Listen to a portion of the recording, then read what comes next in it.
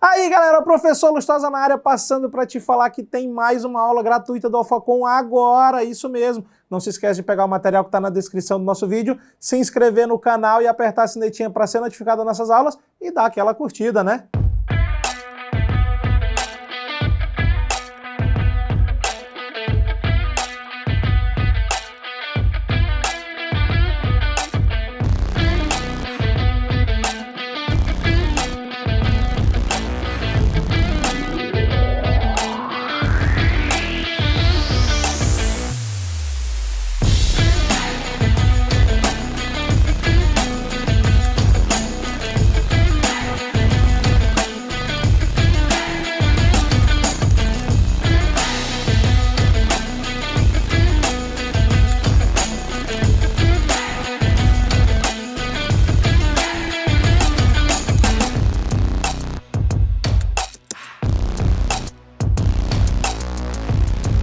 Processo civil. Aqui eu já separei para vocês, a gente vai passar a estudar essa matéria que é tão importante, né, que cai bastante, e eu sei que volta e meia vocês torcem um pouquinho o nariz para essa matéria, porque ela é bem específica, ela é bem jurídica, ela é bem direcionada. Então, para isso, desde o início eu já aqui exponho para vocês as minhas expectativas e as minhas intenções de falar da forma mais simplificada possível.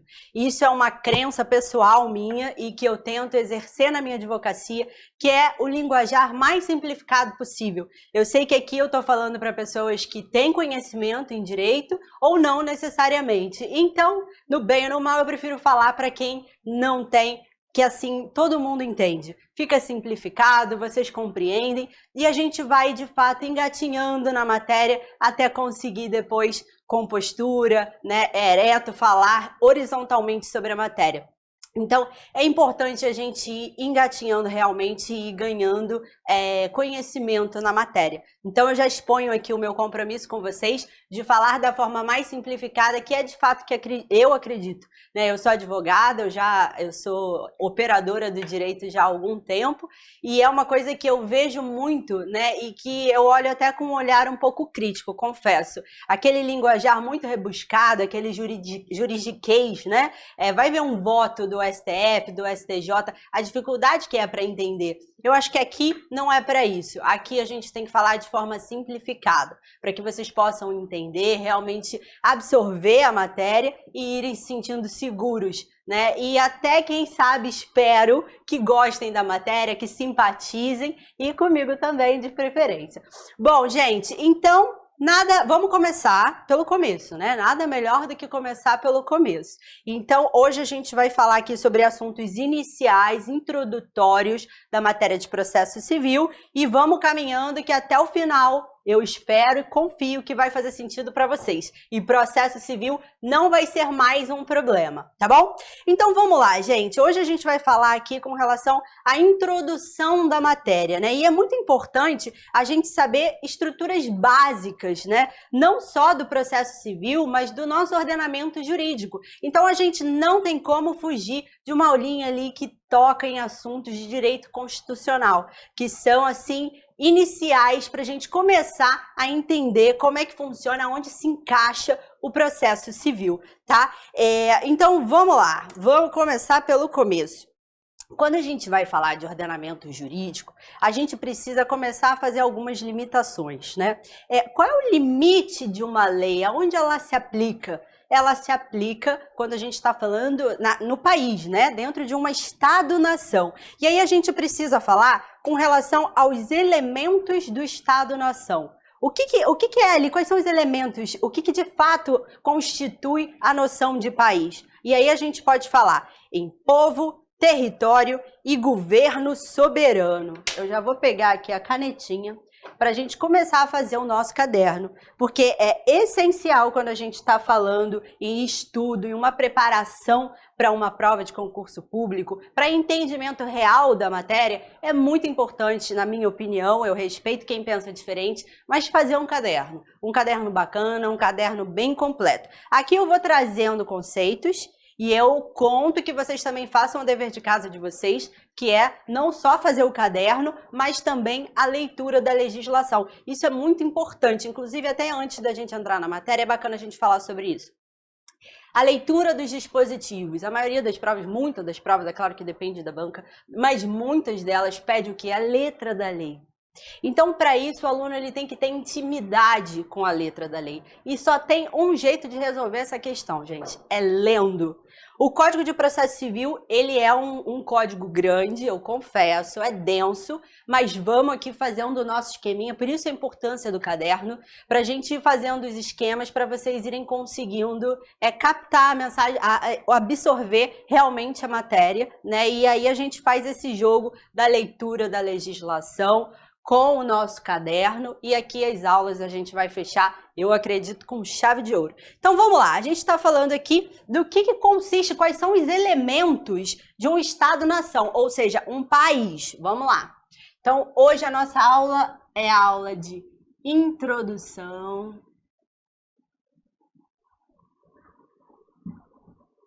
ao estudo do direito processual civil.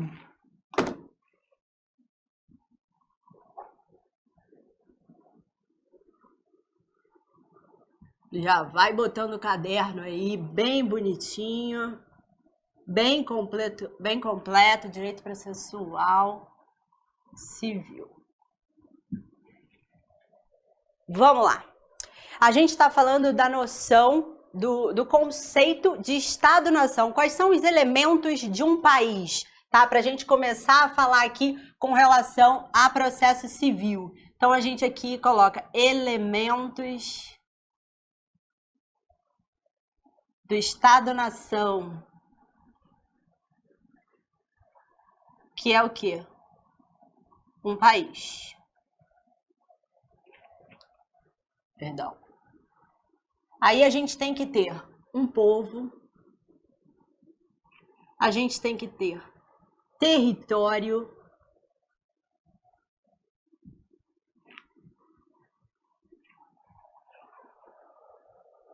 governo soberano,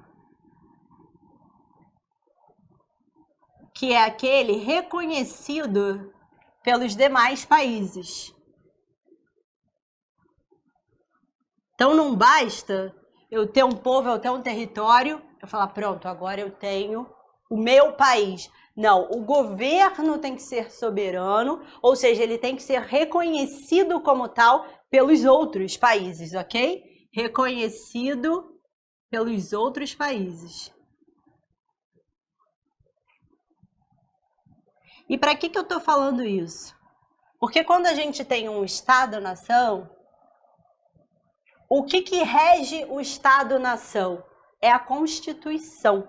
A Constituição, ela é a norma máxima. Eu gosto de falar muito essa expressão, ela é o coração do ordenamento jurídico brasileiro, de ordenamento jurídico de um modo geral, e no Brasil é a nossa Constituição da República Federativa do Brasil de 1988.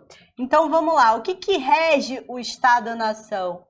A Constituição. A Constituição, que é que é o coração do nosso ordenamento jurídico.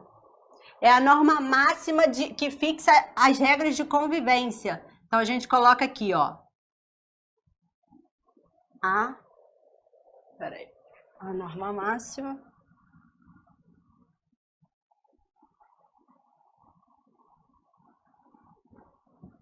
que fixa as regras de convivência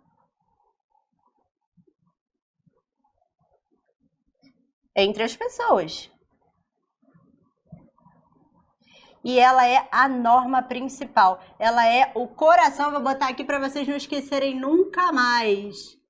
A nossa Constituição, ela é o coração do ordenamento jurídico brasileiro, ou seja, todas as demais leis elas têm que estar de acordo com a Constituição, ok?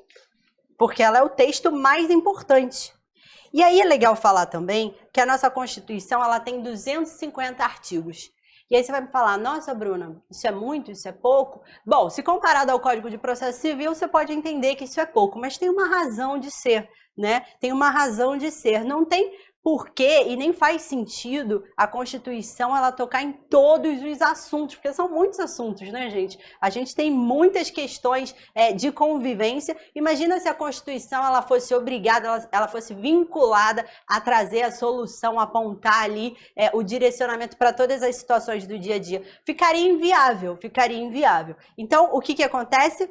Ela tem os 250 artigos e outras leis tocam nos assuntos específicos, tá? E aí é importante a gente falar sobre isso, porque aí você vai me perguntar quem cria essas leis, quem administra a coisa pública e quem julga. E é aí que entra os três poderes. E antes de falar dos três poderes também, é importante a gente falar que hoje a gente tem os três poderes funcionando, né? Num sistema de freios e contrapesos que a gente vai falar já já, mas nem sempre foi assim. E é importante a gente voltar um pouquinho para a gente conseguir compreender o hoje, né? Antes do governo que a gente tem hoje, a gente tinha governos que podem ser chamados de absolutistas. E, historicamente, já ficou comprovado que são governos que tendem a dar errado. Por quê? Porque eles têm uma concentração de poder.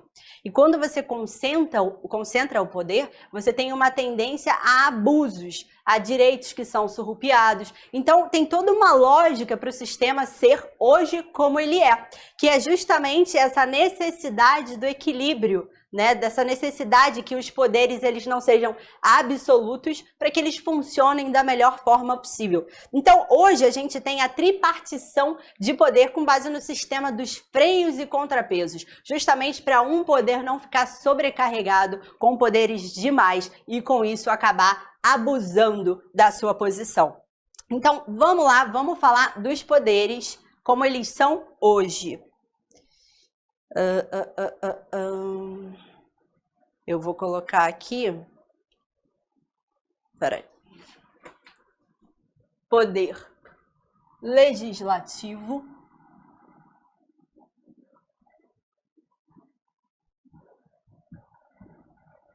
Poder executivo.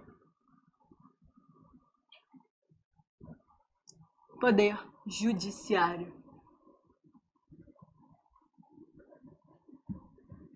São os três poderes que a gente tem hoje no Brasil: executivo, legislativo, judiciário.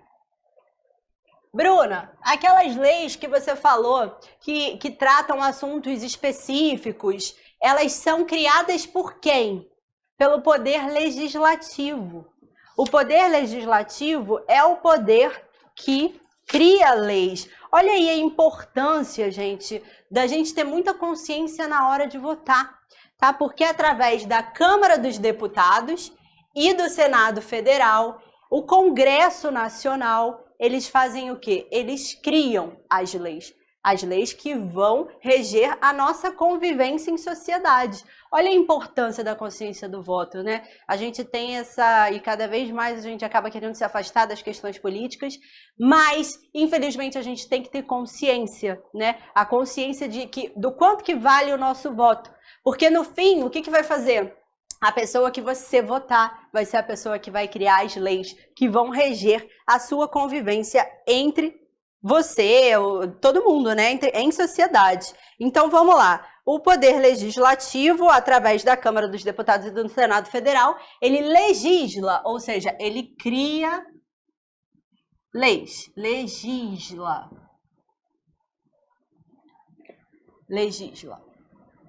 O Poder Executivo, o que ele faz?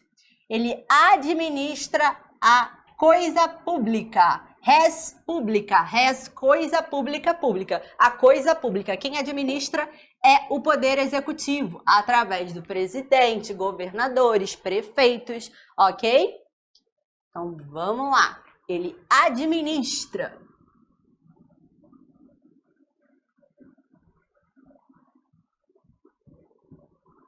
E o Judiciário, ele exerce a jurisdição, que é o poder de julgar. Só que essas legislam. Só que essas são as funções típicas. As funções típicas desses poderes.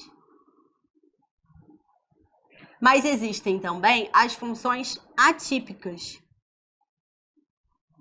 que novamente, dentro da lógica dos freios e contrapesos, significa dizer que existem outras competências de cada poder que são exercidas por outros órgãos. Por exemplo, aqui, o legislativo, ele julga, por exemplo, impeachment. Quando o Congresso Nacional, ele vai julgar o impeachment. Ou seja, é uma função atípica. Impeachment.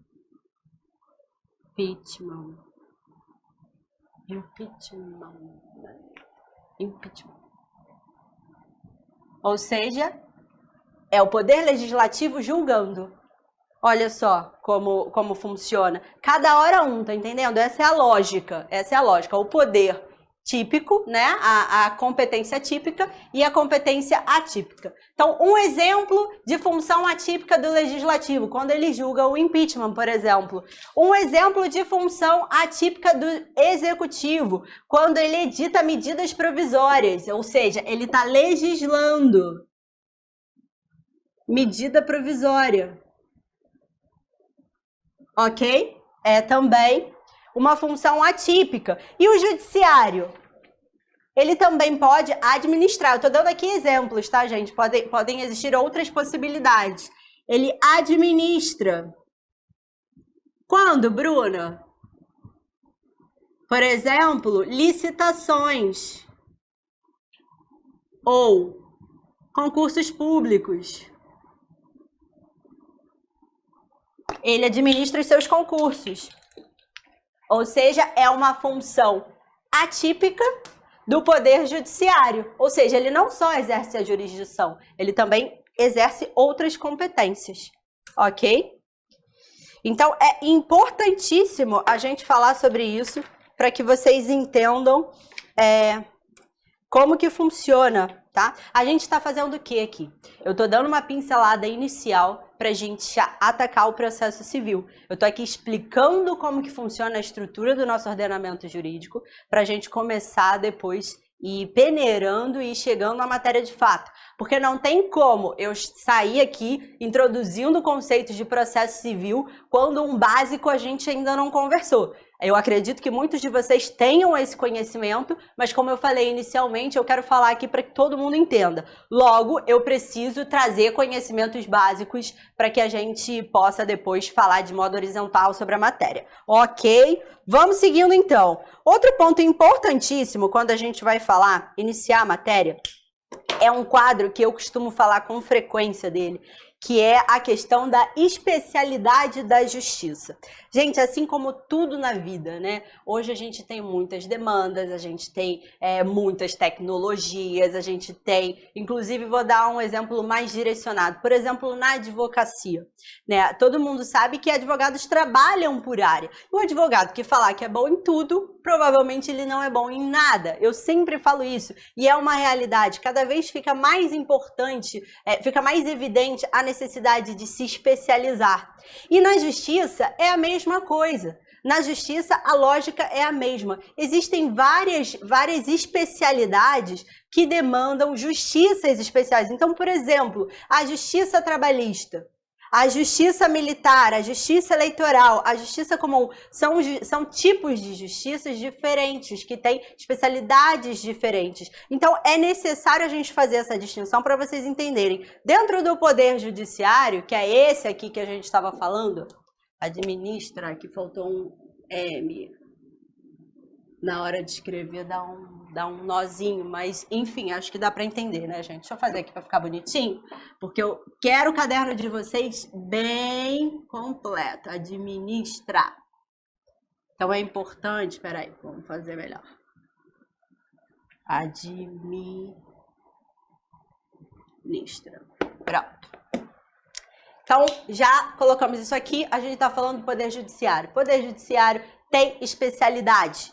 Porque tem tipos de justiças diferentes que precisam ter tratamentos diferentes. Imagina se você vai obrigar o juiz de trabalho a ter o mesmo conhecimento do juiz militar, do juiz eleitoral, da justiça comum. Não tem como, gente, não tem como. Então, por isso, é necessário ter especialidades. Então, quando a gente está falando de poder judiciário, uma das primeiras coisas que a gente precisa trazer é o conceito de que a justiça ela tem especialidade. Então, vamos lá. Aí a gente vem aqui para baixo. O poder judiciário, que é o que a gente quer falar aqui para entrar dentro da matéria de processo civil. Poder judiciário. Ele tem o quê? Especialidades. Ele pode ser trabalhista. Ele pode ser militar. Ele pode ser eleitoral. E pode ser também comum, que é o que se chama de justiça residual. Ou seja, é aquela que acaba ficando com tudo aquilo que não é especializado. É, com certeza, a justiça mais demandada, tá? É a justiça comum, que é aquela que a gente pode chamar de residual e que ela se divide em estadual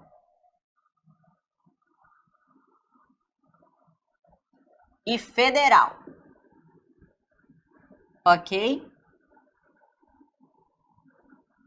Conceitos iniciais, essenciais para falar de direito. Não tem como não ter conhecimento de tudo isso que foi falado até aqui, tá bom? Vamos seguindo.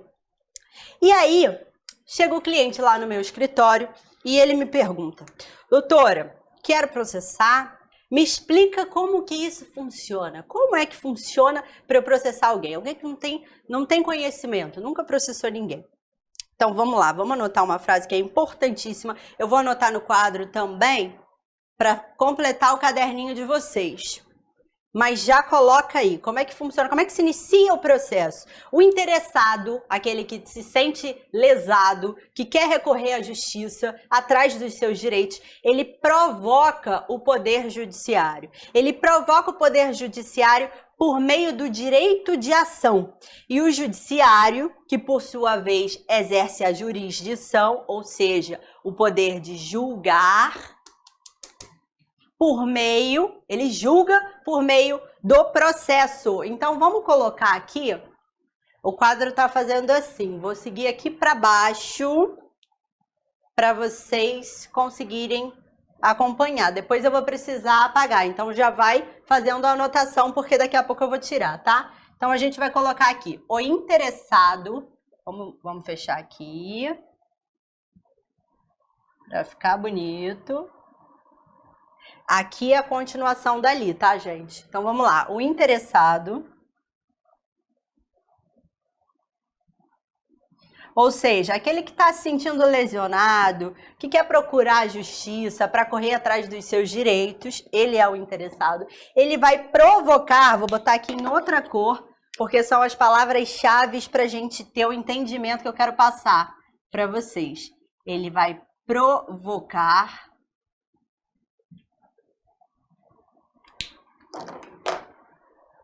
o poder judiciário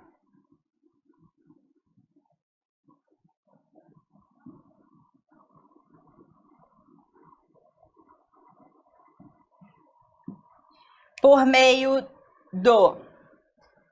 meio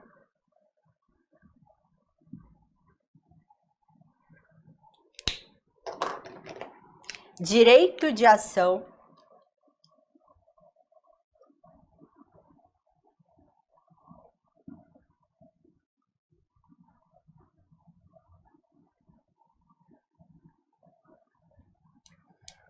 que, por sua vez, o Poder Judiciário, que, por sua vez,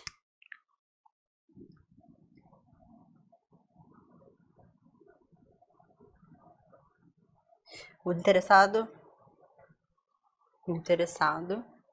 provoca o Poder Judiciário por meio do direito de ação, o Poder Judiciário que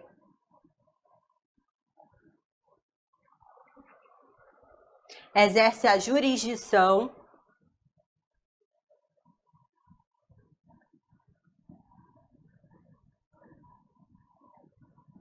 jurisdição em vermelho, que é o que, gente? Já falei. O poder de julgar, jurisdição por meio do processo, através, vou botar aqui.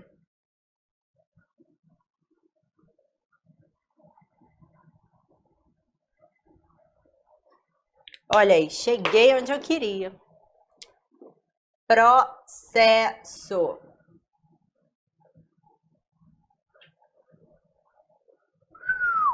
Olha que bonito. O interessado provoca o Poder Judiciário por meio do direito de ação. O Poder Judiciário, que por sua vez exerce a jurisdição através do processo. Olha que bacana, gente. Olha como é importante toda essa volta para a gente começar a entender como que funciona o processo civil.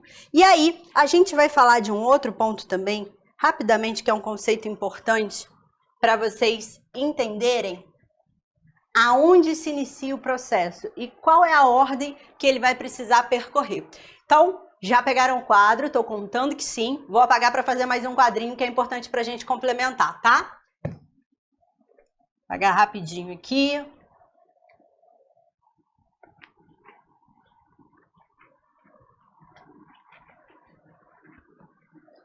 Esses conceitos iniciais, eles são, assim, eu gosto sempre de falar, são de utilidade pública. Porque todo mundo precisa saber disso aqui, gente. Todo mundo precisa saber disso aqui.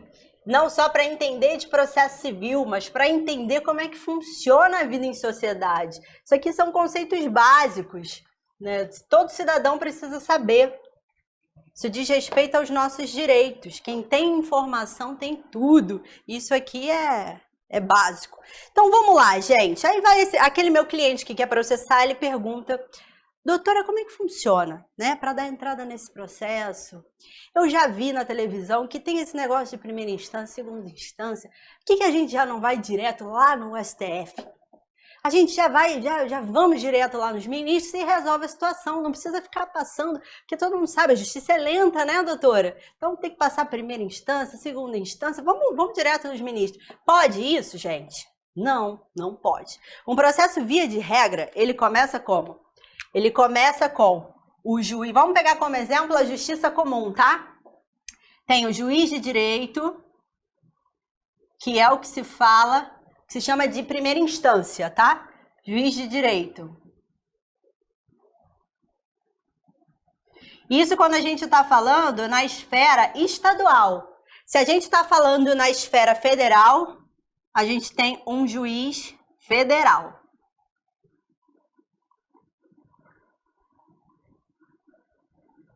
Esse juiz, tanto esse, eles proferem o quê? Sentença. Eles proferem sentença. Só que não necessariamente você vai ficar feliz com a sua sentença, com a sentença que aquele meu cliente recebeu. E aí o que acontece? Ele quer recorrer. Se ele quer recorrer, se a gente está falando em estadual, vai para o Tribunal de Justiça. Tribunal de Justiça. Se a gente está falando em esfera federal, vai para o Tribunal Regional Federal, vou abreviar, TRF. E o que acontece? Recapitulando, o juiz de direito profere o quê? Sentença. Quando vai para o tribunal, aqui você tem um juiz.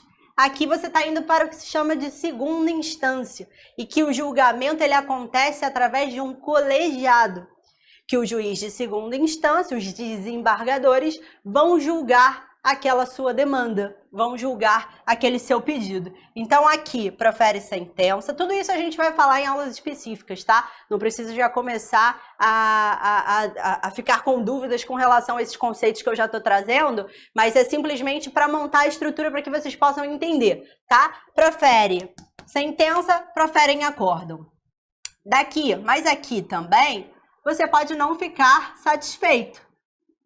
Então, você ainda tem alguns recursos. Você pode ir ao STJ ou ao STF.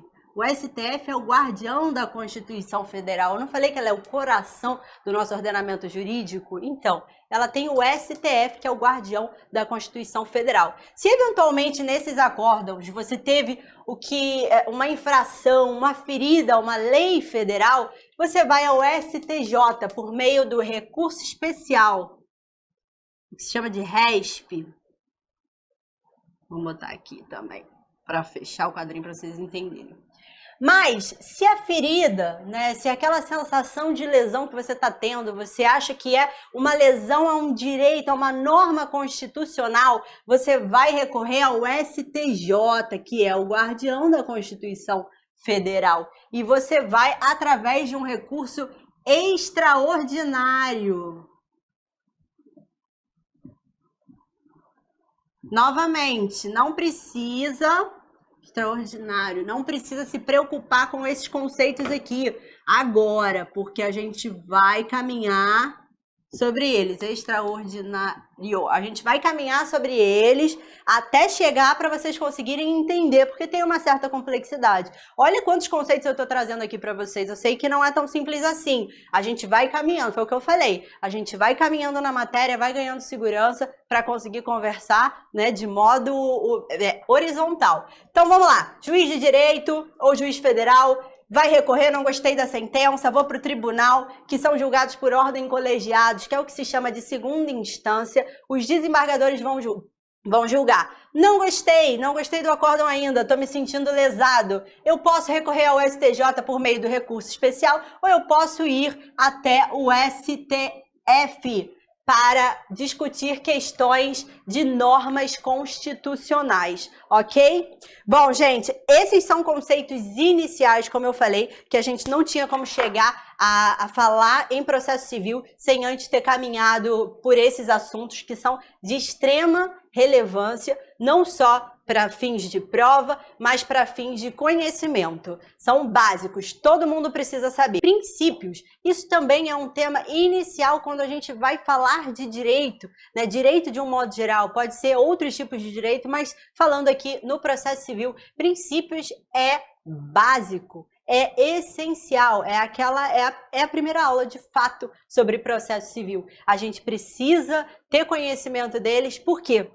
Porque o direito, como eu falei, a gente tem muitas frentes de guerra, digamos aqui, na nossa vida. A gente tem muita informação, muito conhecimento e a legislação ela não é obrigada, ela não é vinculada a trazer todas as soluções para todos os casos, né? Senão ela fica inviável. Tem uma frase de um professor que eu gosto muito, o professor Renato Porto, que ele fala que o direito, a vida é um filme e o direito é uma fotografia. Eu acho isso um raciocínio brilhante, porque ele é muito real e quando a gente está falando de princípio, é exatamente aí que ela faz mais sentido ainda. O direito, ele não consegue acompanhar as transformações do dia a dia, porque as transformações, principalmente hoje, em um mundo extremamente tecnológico que a gente vive, o direito ele não tem como acompanhar. Imagina, o direito prevendo todas as possibilidades que surgem por minuto, por hora, por dia, né, de coisas novas que o homem é capaz de inventar.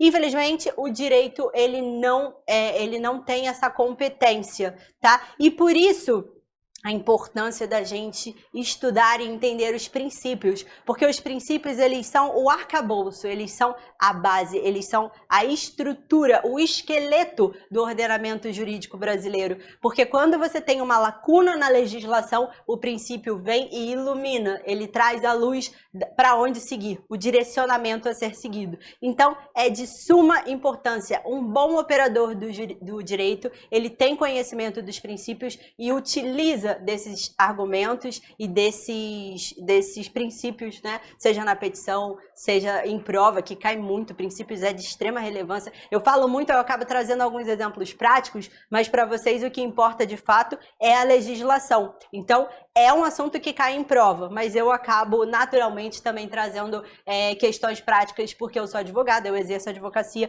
e trabalho com o direito diariamente. Então, na minha prática, eu vejo muito tudo aquilo que eu acabo passando aqui também. Então, é para fins de prova, mas também na prática ajuda muito, torna a sua advocacia, com certeza, dá um up na sua petição.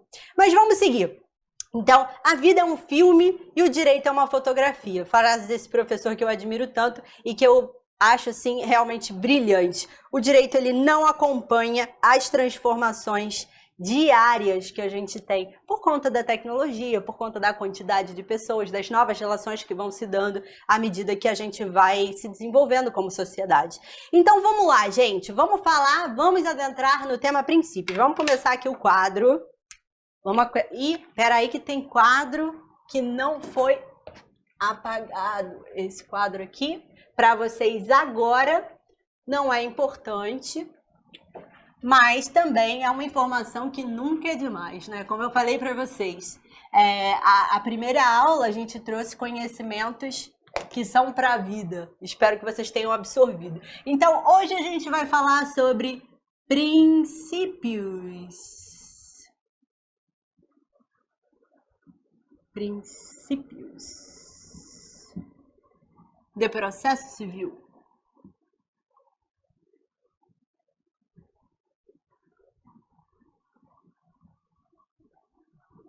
Outra coisa que eu quero falar também para vocês, para que vocês já se esquematizem para as aulas de processo civil. Eu estou seguindo os editais e eu estou seguindo também o código. Então, a gente vai ali dentro da ordem cronológica do código e eu vou pincelando as matérias, né? Não necessariamente a gente vai falar de todos os artigos do Código de Processo Civil, porque não existe nem tempo hábil para isso, mas a gente vai, e nem necessidade, porque existem alguns pontos que a gente vai dar mais evidência, são pontos que caem mais em prova, outros nem tanto, então a gente vai fazendo também esse jogo, esse encaixe para ficar interessante para vocês, tá bom? Então, mas eu já aviso que eu estou seguindo aqui a cronologia do código, ok? Então vamos lá, princípios de processo civil, artigo 1º. Artigo 1º, a gente já tem um princípio, que é um princípio importantíssimo, que vai junto com tudo aquilo que eu falei na nossa primeira aula, que é o princípio da supremacia da Constituição Federal. Gente, por quê? Porque a Constituição, ela é o coração do ordenamento jurídico. É a partir dela, através dela que todas as outras leis elas podem existir. Se elas forem contrárias à Constituição, ao texto constitucional, elas não são consideradas válidas, ok? Então, no artigo 1º, que diz o seguinte: o processo civil será ordenado, disciplinado e interpretado conforme os valores, as normas fundamentais estabelecidas na Constituição da República Federativa do Brasil, observando as disposições deste código. Então, eu quero que vocês anotem aí que o artigo 1º, ele traz o princípio da supremacia. Princípio da supremacia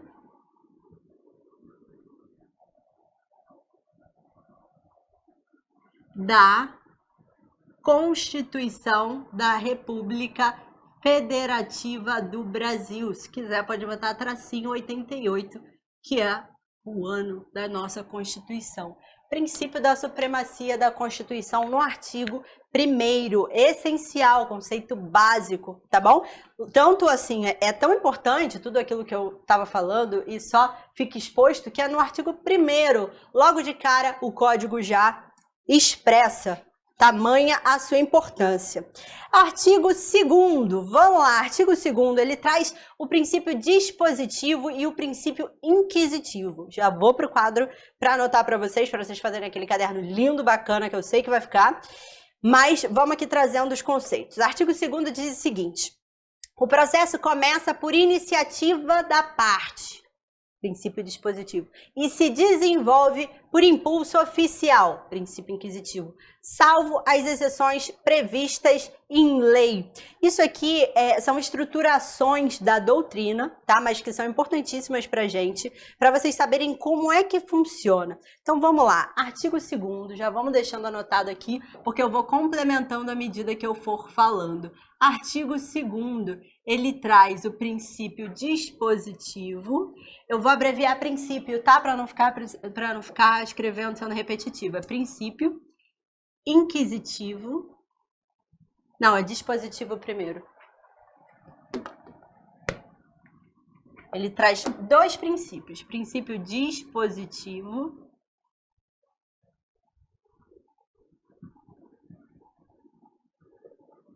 e princípio inquisitivo. Mas o que isso quer dizer, Bruna? Segura que eu vou explicar, calma. Vamos lá. O modelo dispositivo, ele é aquele que começa por iniciativa da parte, ou seja, ele depende de provocação. Vamos dar exemplos para que fique bem claro. Tá lá um juiz na rua, e aí ele tá vendo uma situação, ele presencia um fato. Cai um objeto de uma janela, ele viu a janela, ele viu quem jogou e ele viu quem atingiu. Ele estava ali presenciando toda aquela situação. Ele é juiz, poxa, ele já pode julgar, né? Vamos já abrir esse processo. Ele já vai, por iniciativa dele, abrir o processo e pronto, já vai julgar. Pode isso, gente? Não. Não pode. Não pode por conta do princípio dispositivo, que é aquele que se inicia por iniciativa da parte. O poder judiciário, ele tem que ser provocado por quem tem o interesse naquela demanda, por conta do princípio dispositivo. E aí a gente tem outros exemplos. Por exemplo, o juiz profere a sentença. O juiz, ele pode recorrer pela pessoa que perdeu?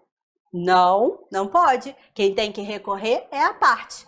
Tem também um outro exemplo no artigo 141 do Código de Processo Civil que diz o seguinte: o juiz decidirá o mérito nos limites propostos pela parte, sendo-lhe vedado conhecer de questões não suscitadas a cujo respeito a lei exige iniciativa da parte, por conta do princípio dispositivo. Então vamos deixar anotado aqui o exemplo para quando vocês forem ler o caderno de vocês saberem exatamente o que vocês precisam saber quando a gente está falando de princípio dispositivo. Então o princípio dispositivo, ele é aquele que depende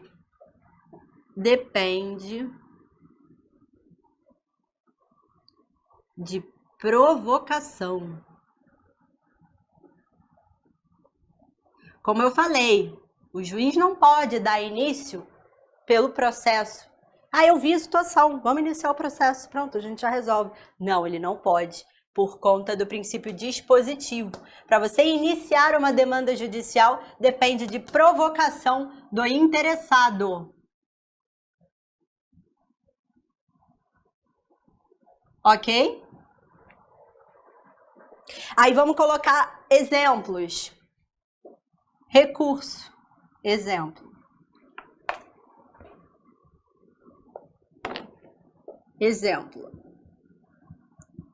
Recurso. Quem tem que recorrer, gente? Quem tem que recorrer é a parte interessada. E também pode colocar como um outro exemplo, vou botar aqui, ó, artigo 141 do Código de Processo Civil. Lá a leitura já faz você entender o conceito, ok? É muito simples, já deixa anotadinho aí que é de suma importância também. Agora a gente vai falar sobre o princípio inquisitivo. Bom, se o dispositivo ele depende da provocação, o impositivo, o que vocês acham? É aquele que independe de provocação. Independe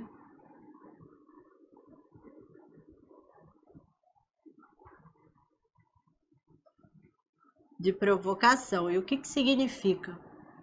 Significa que existem dispositivos dentro do Código de Processo Civil em que o juiz pode atuar de ofício Bruna, o que significa juiz atuar de ofício? Significa que ele pode atuar sem ser provocado, ou seja, ele pode, por impulso oficial, atuar.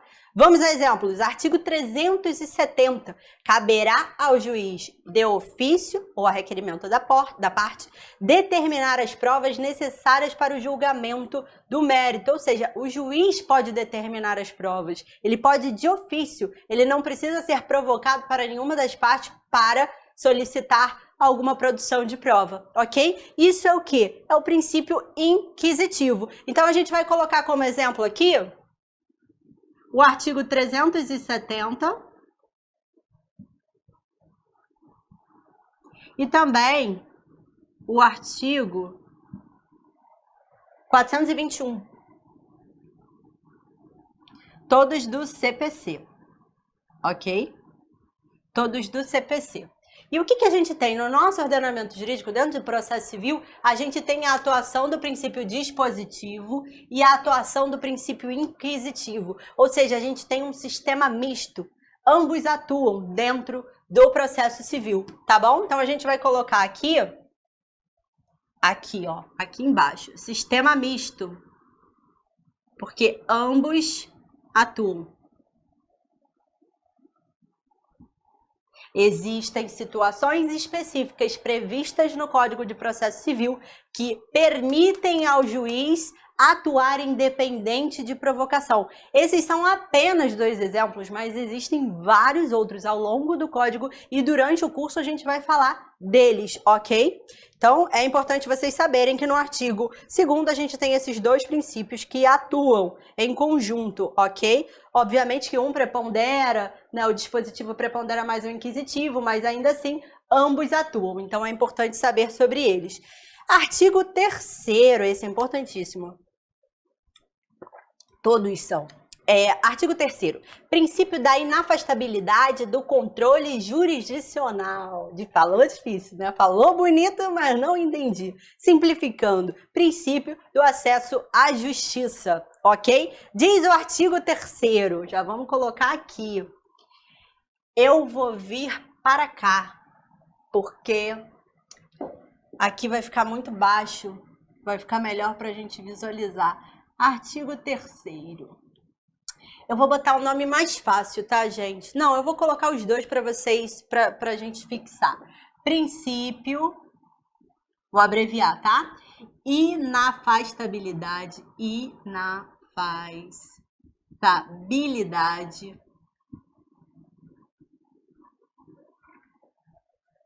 do controle jurisdicional.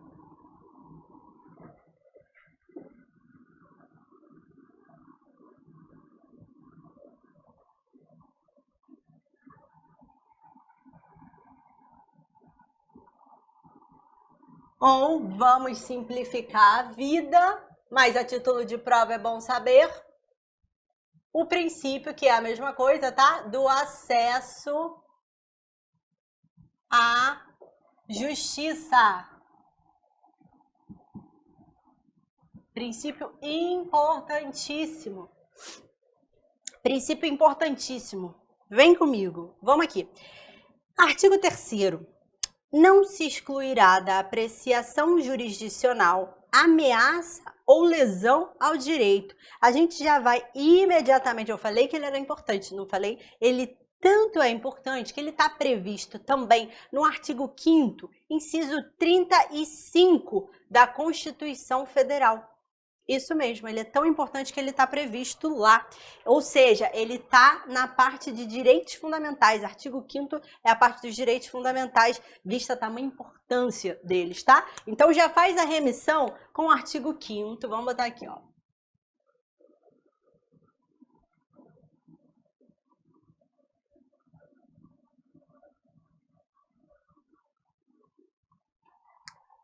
Da Constituição da República Federativa do Brasil. E aí, é importante a gente falar sobre isso também. Esse artigo, ele tem alguns parágrafos que a gente vai trabalhar.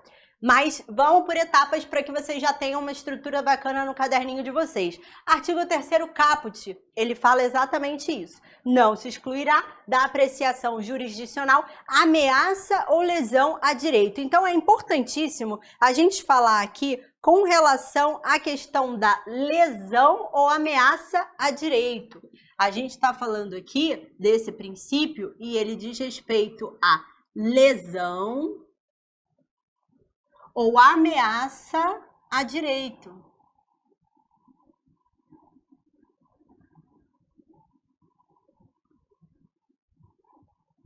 Ou seja, ela é repressiva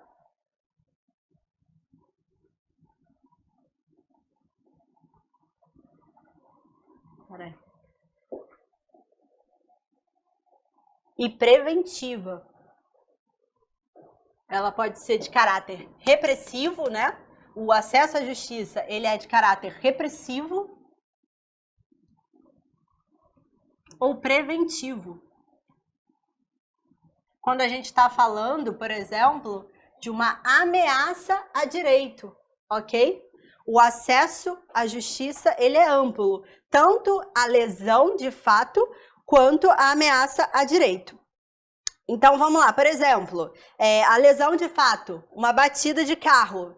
Você tem uma lesão, né? Você já tem ali um fato que aconteceu. Aí, por exemplo, um preventivo. Vamos dar um exemplo aqui para vocês entenderem. Quando eu vou falar aqui de um exemplo mais voltado para o direito do consumidor, mas traz perfeitamente a ideia.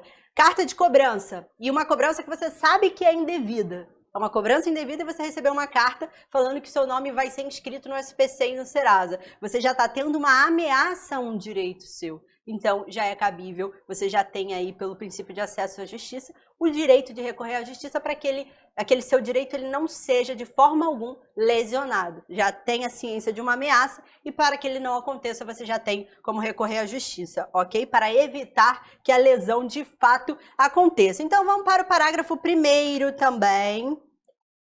Vamos para o parágrafo 1º deste mesmo artigo, que vai trazer alguns conceitos que são importantes também, e é legal a gente fazer uma estruturação para, caso caia na prova, vocês já saberem, terem aí tudo anotadinho, ok? Não vamos deixar passar nada. Parágrafo 1º. É permitida a arbitragem na forma da lei.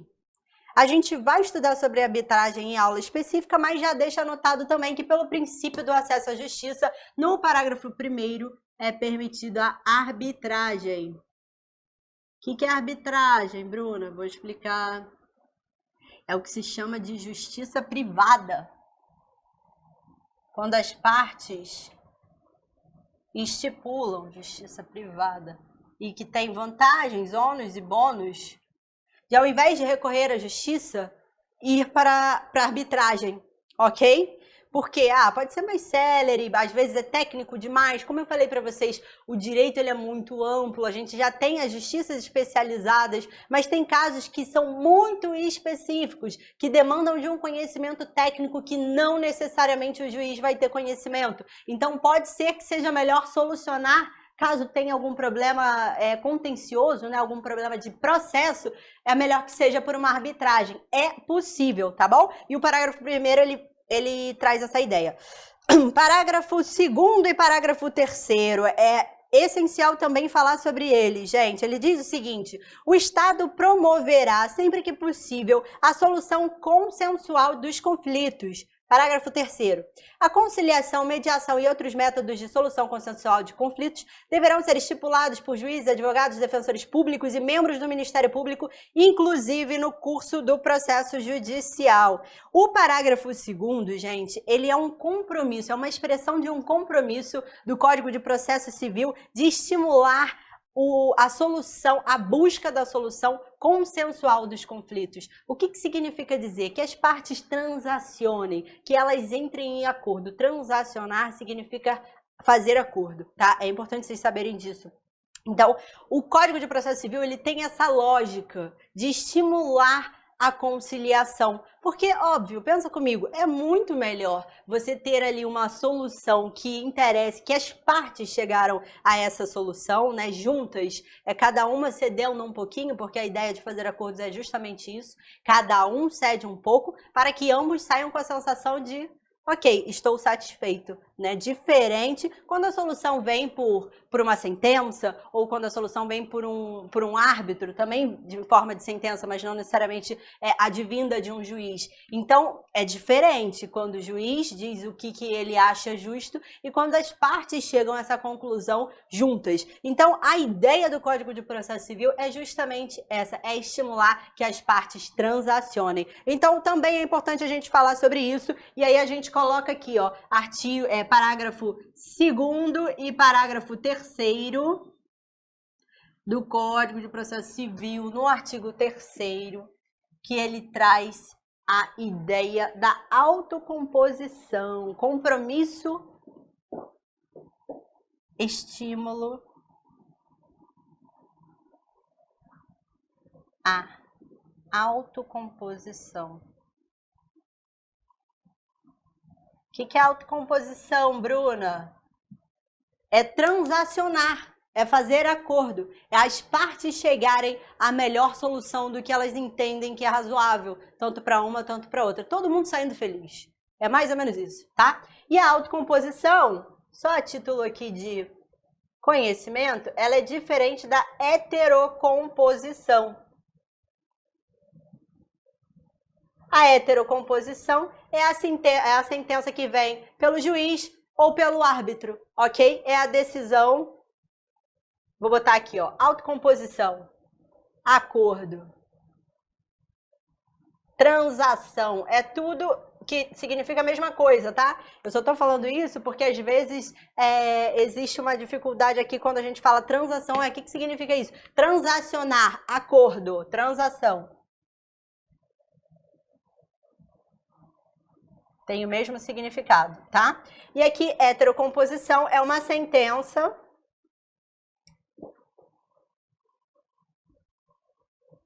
proferida pelo juiz ou árbitro. Ok? Importantíssimo falar sobre isso também, gente.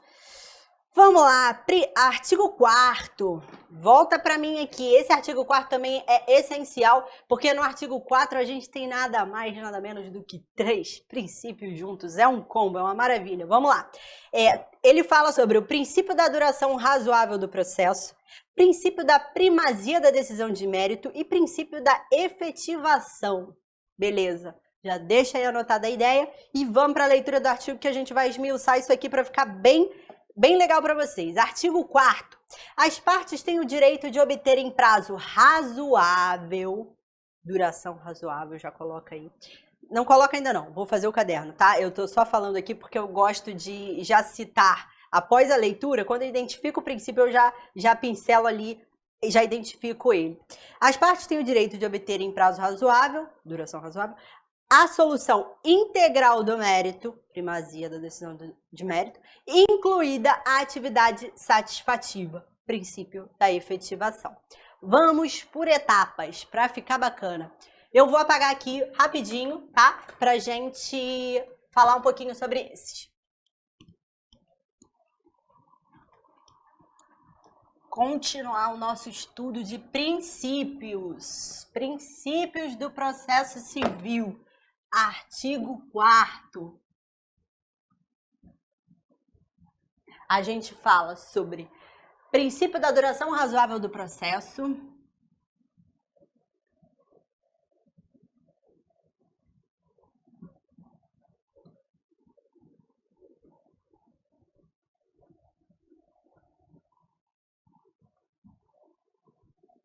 E o que significa isso?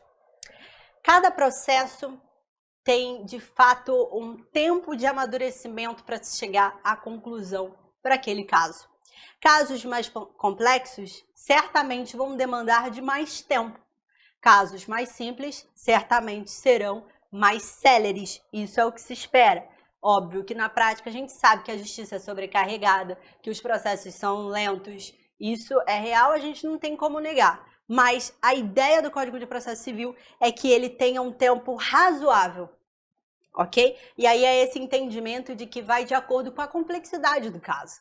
Casos mais complexos demandam mais tempo e casos mais simples geralmente são mais céleres, ok? Já faz também a remissão com o artigo 78 da Constituição Federal no princípio da duração do processo. Eu vou colocar aqui, ó. Combinado com o artigo 5º.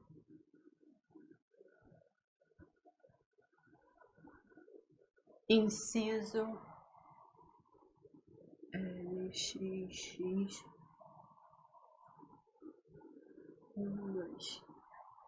78 da Constituição Federal. Ok? Ou seja, também direito fundamental. Bom, então, princípio da duração razoável do processo, essa é a ideia, tá bom? Com relação à questão da duração do processo, que precisa ser levada em consideração a complexidade da causa. Uma causa super complexa vai demandar mais tempo. Primazia da decisão de mérito. Dar solução aos conflitos sempre que possível. O que o código ele almeja? Ele almeja que o juiz julgue. Não interessa a ninguém, nem a pessoa que deu entrada no processo, nem ao juiz, ao poder judiciário, ao réu, a nenhuma das partes que aquele processo não tenha solução. Seja para dizer que tem o direito, seja para dizer que não tem o direito. Tá? É essencial e é aí que vem a questão da primazia da decisão de mérito. A ideia, a lógica do código é que as decisões do juiz sejam de mérito. A gente vai estudar também mais para frente as decisões, os tipos de decisão, mas a gente pode falar que nesse caso são as decisões que fazem coisa julgada material, ou que solucionam o mérito, que acham a solução, que dizem cabe ou não cabe, ok? Esse é o entendimento quando a gente está falando de primazia da decisão de mérito. Então, o interesse maior é que as decisões elas sejam de mérito. Princípio da primazia da decisão de mérito.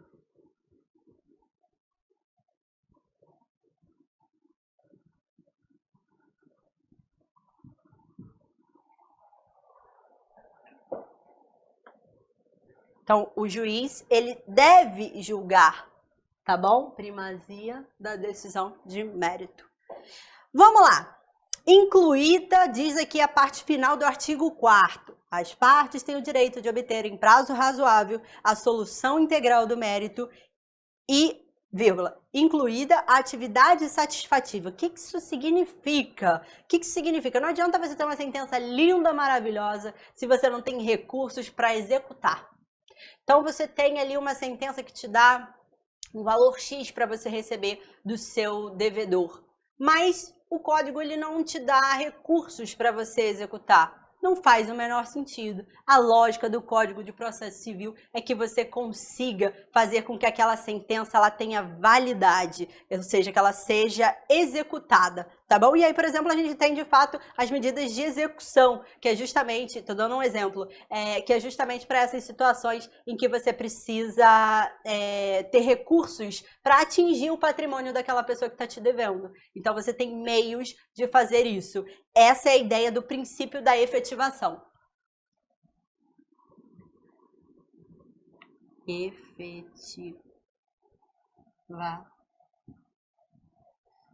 Efetivação. A gente tem, vamos seguindo rapidinho, gente, porque eu já estou estourando o meu tempo, mas dá para a gente falar. Artigo 5º. Artigo 5º, princípio que a gente vai ouvir falar muito.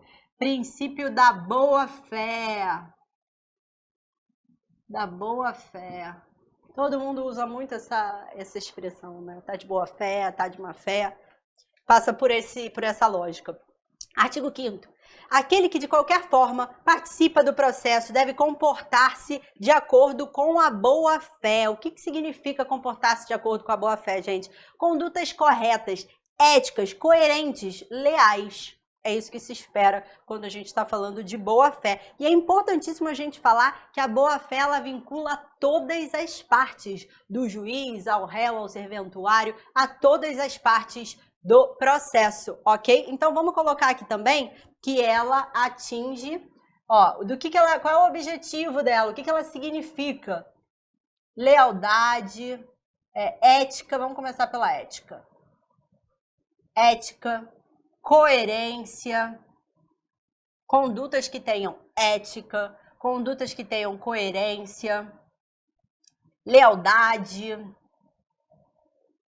ok? E também ela atinge a todos. Atinge a todos os envolvidos no processo.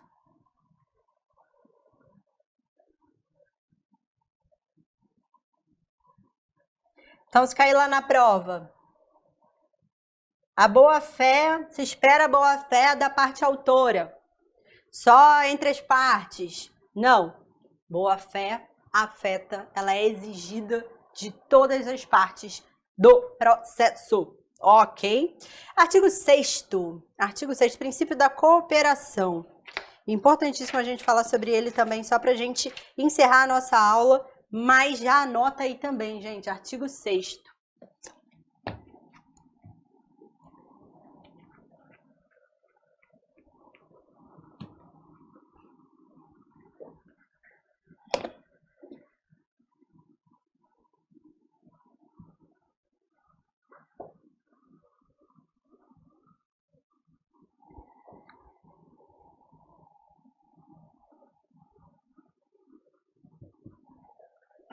Diz o artigo 6º.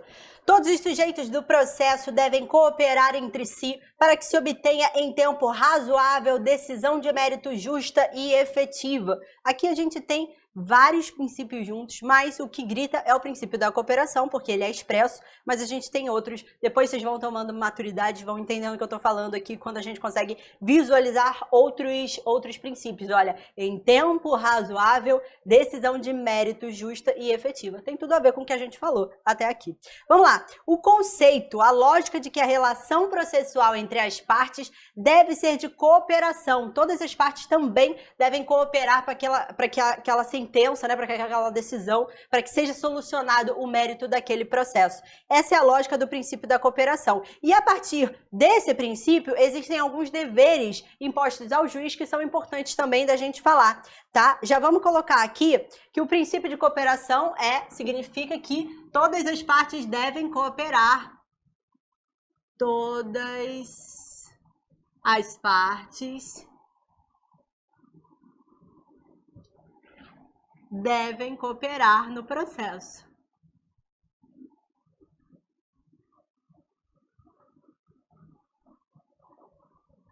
E a partir desse princípio, existem alguns deveres impostos ao juiz que são importantes às partes de um modo geral, tá? Mas aqui a gente vai falar mais para a visão do juiz que precisam ser ditas. Dever de esclarecimento, dever de consulta, dever de prevenção. Vamos lá. Dever de esclarecimento. O juiz deve esclarecer o entendimento que ele se baseou para decidir. Ele deve deixar isso bem claro, tá? Tanto os fatos, tanto o pedido, tanto o próprio direito. Ele deve ser claro. Dever de consulta. O juiz não deve decidir sem ouvir antes as partes, ainda que seja matéria de ofício. Então, por exemplo, vai falar de prescrição e decadência, que são matérias de ordem pública, que o juiz pode definir, pode decidir de ofício. Significa se ele vai decidir aceitando uma prescrição e decadência, ele tem que necessariamente pedir para outra parte se manifestar antes dele decidir. Ele precisa ouvir, dar direito a outra parte se manifestar antes dele tomar a decisão, ainda que seja matéria de ofício, que é aquela que ele pode decidir sem ser provocado. A partir do momento que ele direcionar, seguir nesse sentido, né, de aceitar uma matéria de ofício, ele tem que dar a outra parte, a parte que vai ser afetada, o direito de se manifestar. Ok? Dever de prevenção. O juiz deve apontar a deficiência a ser sanada Por exemplo, emenda da inicial, alguma questão na inicial que não está clara, alguma coisa que faltou, que o juiz está visualizando, ele informa a parte para que a parte emende, no caso a parte autora, né? Emenda de inicial, quem entra com uma petição inicial é o autor. Então, sendo necessário alguma emenda, o juiz vai dar o prazo para que aquela parte emende a petição inicial, tá bom? Então, vamos colocar aqui o dever de esclarecimento.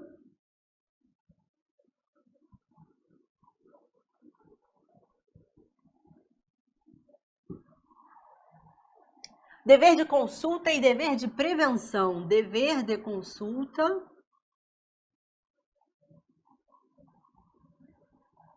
Dever de prevenção.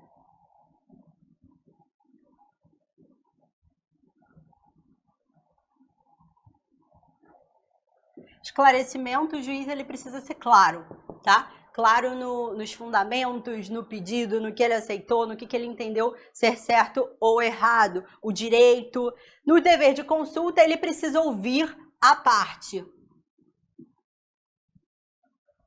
E no dever de prevenção, ele tem que dar o direito da parte corrigir eventual erro, justamente por conta, né, de fazer com que a decisão, pela primazia da decisão de mérito, é fazer com que se busque a solução, consiga-se chegar à solução daquele litígio, né, e não diante de qualquer nulidade, de qualquer questão ali material, formal, que o processo seja descartado. Bom, gente, vamos junto, vamos continuar aqui com relação à matéria, e a gente veio nesses blocos anteriores, fazendo aqueles temas introdutórios ao processo civil, e no bloco anterior eu falei bastante com relação a princípios. Os princípios, eles são de suma importância quando a gente vai falar de direito, justamente por conta da lei, ela não estar vinculada e nem ser humanamente possível ter uma lei que abarque todas as possibilidades possíveis, né? Diante da quantidade de tecnologias, das relações humanas que vão se dando de formas diferentes,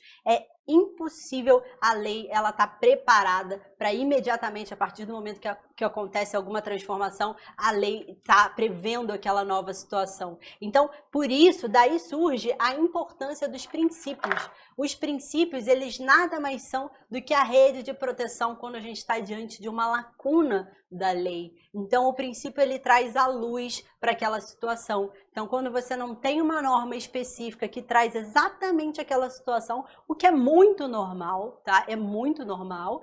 O princípio, ele vem e ilumina e traz o direcionamento. Então, é muito importante. Aí a gente está falando aqui, eu posso falar com toda certeza, tanto para advogados, tanto a título de prova, que é uma matéria que cai muito.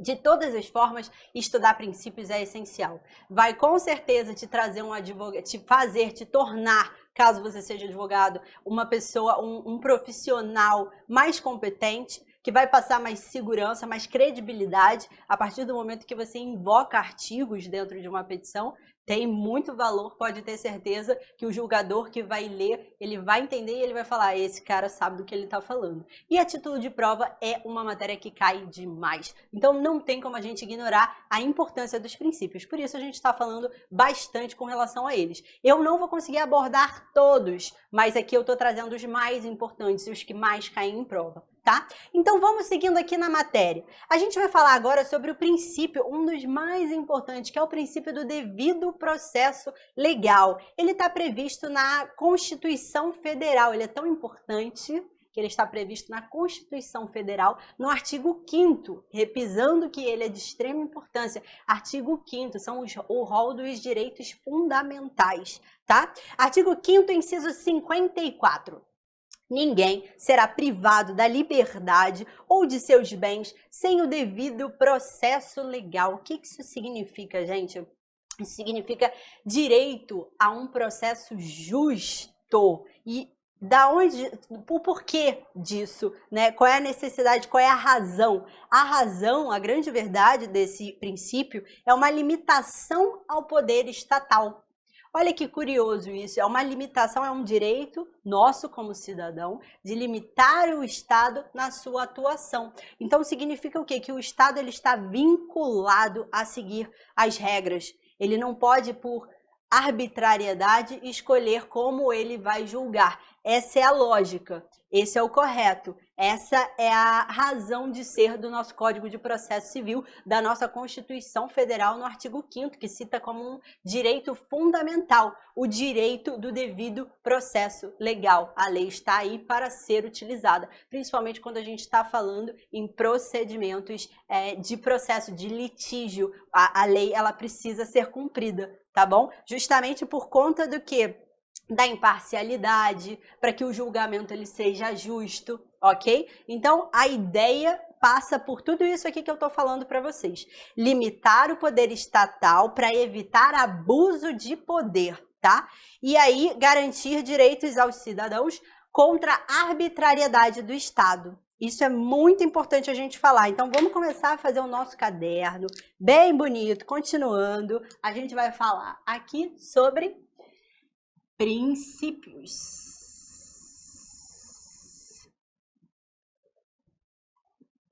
no direito processual civil.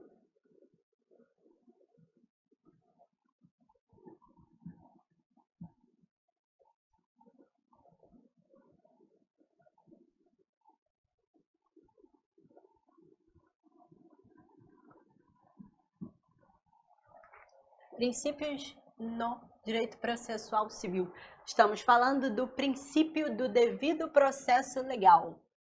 Então, a gente vai botar aqui, artigo 5º da Constituição da República Federativa do Brasil. Eu gosto de colocar completinho, tá? É uma mania que eu tenho. Eu nunca coloco o CF, eu boto Constituição da República Federativa do Brasil. Mas é totalmente a critério, tá bom? O artigo 5º da Constituição, no inciso 54, ele traz o princípio do devido processo legal.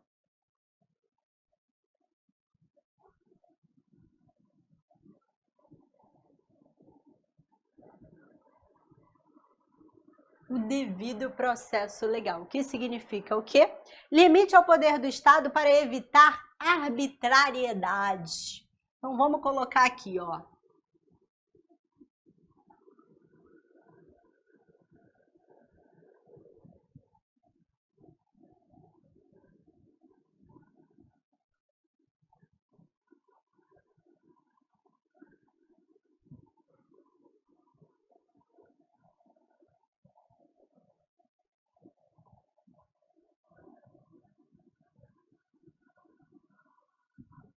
Por que isso é tão importante, gente?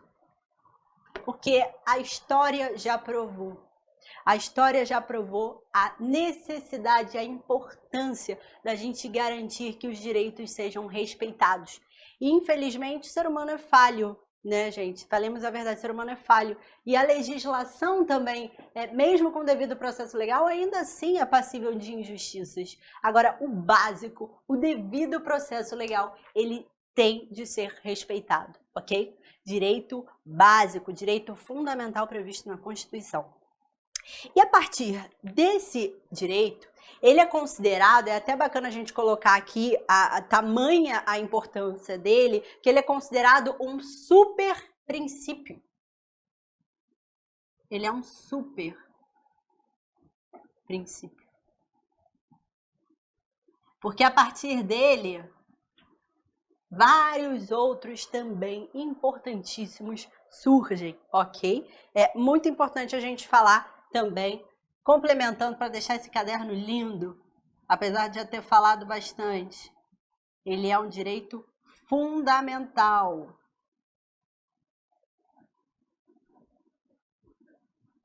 No rol dos direitos fundamentais, artigo 5º, tá? E aí a gente vai falar a partir de agora os princípios que derivam do princípio do devido processo legal. Vamos lá, a gente vai colocar aqui. Do princípio do devido processo legal, nessa mesma lógica, a gente tem o direito ao processo. Ou seja, todo cidadão tem o acesso à justiça garantido, o acesso à justiça, o direito de processar. diante de uma lesão, uma ameaça de direito, a gente já falou sobre isso.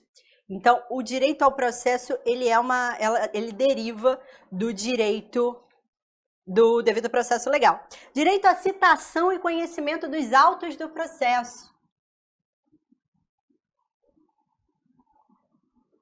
Eu vou abreviar direito, tá, gente? Para não precisar ficar escrevendo. Direito à citação, vou explicar, tá? Fiquem calmos. Direito à citação. Direito à citação e conhecimento dos autos do processo.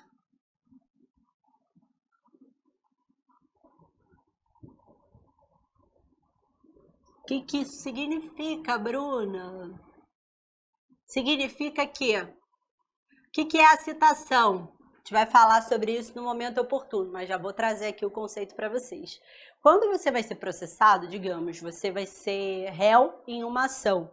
Você tem o direito de ser citado, ou seja, chamado ao processo para responder aquele processo, ok? Você tem o direito a ser chamado para responder aquele processo e você também tem, consequentemente, o direito de conhecimento dos autos do processo, ou seja, sobre o processo mesmo de fato, né? Que hoje é eletrônico, então você consegue ver pela internet, mas os autos do processo é justamente isso, é o processo de fato, tá bom? Direito a decisões motivadas, o que isso significa, gente? Direito, vamos botar aqui, já vamos fazendo, complementando aqui. Direito a decisões motivadas. O juiz, ele precisa motivar o que o levou a decidir daquela forma. É um dever do juiz motivar as suas decisões. Para que isso, gente? Transparência, ok? É um dever também que surge aí a partir do devido processo legal, esse super princípio. Direito ao julgamento público e célere. Os julgamentos, eles são públicos. Julgamento público e célere.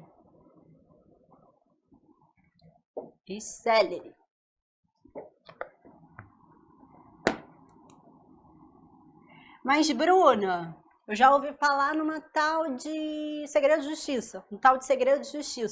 Ué, mas o julgamento não é público? Depende. Em alguns casos, tá? Que aí você tem a aplicação do segredo de justiça que a gente ainda vai falar já. Mas, a princípio, não sendo uma das hipóteses de segredo de justiça, o julgamento é público e célere. Ou seja, no tempo hábil para solução, né? Que não demore muito e que também não seja reduzido a pouco, porque como a gente já conversou, o processo ele tem um processo próprio de amadurecimento. Parece redundante usar essa palavra, mas de fato, o processo do processo, mas faz muito sentido. A gente está falando em processo civil, mas quando a gente tem o processo mesmo, né, os autos do processo, ele tem um tempo de amadurecimento para que o juiz possa decidir. Então, às vezes, provas têm que ser produzidas, às vezes o juiz precisa desdobrar sobre aquela questão, sobre aquele direito, para de fato ele chegar à conclusão de, naquele caso, no caso a caso, qual o direito que é aplicado, ok? Então, isso também é importantíssimo de vocês terem conhecimento. Contraditório e ampla defesa, a gente vai falar logo em seguida sobre eles, eu não vou me antecipar, mas também é um direito que vem a partir do devido processo legal. Contraditório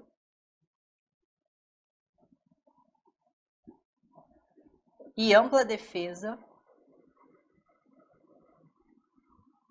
essencial, importantíssimo, de suma importância dentro do processo civil, tá? Vamos falar sobre ele já, tá? Então, por enquanto, segura a explicação desse. Direito à igualdade entre as partes, né? As partes elas têm que estar em par de igualdade processualmente, que também tem muito a ver com essa questão do contraditório e da ampla defesa, né? Que é o direito de resposta. As partes elas têm que ter recursos suficientes para responder à altura daquilo que ela eventualmente esteja sendo acusada ou que ela discorde. Ela tem que ter a possibilidade de se manifestar. Então, o direito à igualdade entre as partes, ele também passa por essa questão de recursos processuais, tá bom? Direito à igualdade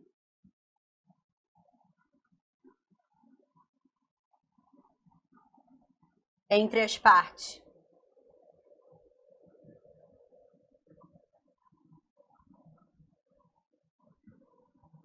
Imagina, a parte autora vai e acusa. Acusa, não traz as devidas provas, não é algo que esteja ali evidente, e o juiz, ele não dá a devida atenção e não dá o direito de resposta, não dá à parte o direito de se manifestar, então, e decide. Isso não faz sentido dentro da lógica do devido processo legal, né? E de todos os demais direitos que vêm a partir do devido processo legal, porque tem que ser dado às partes a igualdade na forma de se manifestar, tá? Então, nos recursos para se manifestar. Então, o direito à igualdade entre as partes, ela diz respeito a isso também, tá? Direito ao juiz natural.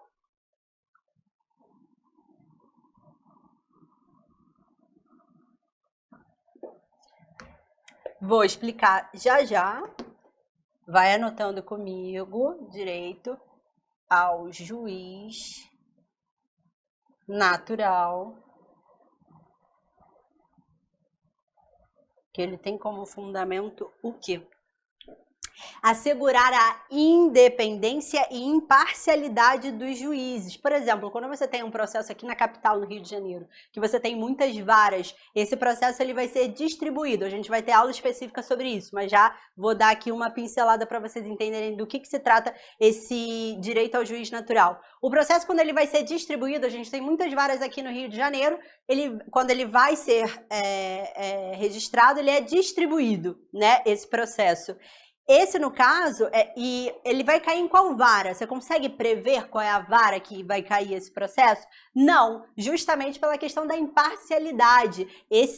Essa distribuição, ela é por sorteio, justamente para eu não poder selecionar. Esse é um caso de, sei lá, pensão, eu quero que o juiz X julgue o meu caso, eu vou distribuir para aquela vara. É possível isso? Não, não é possível, tá? O Código de Processo Civil, o nosso ordenamento jurídico, ele veda esse tipo de prática justamente por conta da imparcialidade, da independência, para que os julgamentos eles sejam eficientes, efetivos e justos, ok? Então a gente coloca aí também nessa questão do direito reflexo ao devido processo legal do juiz natural, a gente vai fazer uma remissão ao artigo 95, inciso 1º da Constituição Federal.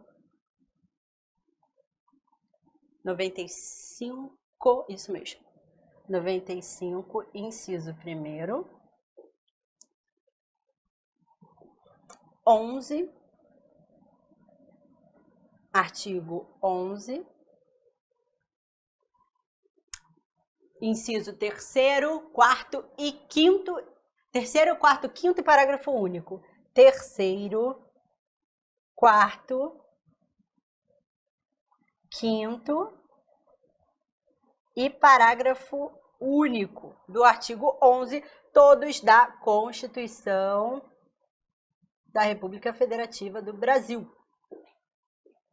E a gente tem também o direito à vedação ao tribunal de exceção, gente. É um outro conceito também muito importante da gente falar, que é a vedação ao julgamento por tribunais e leis que foram constituídos posteriormente ao fato. Então, por exemplo, você pratica um ato e esse ato posteriormente à sua prática, ele vem a ser considerado um ato ilícito. E você vem a ser julgada por um ato que você praticou antes daquela lei estar em vigor.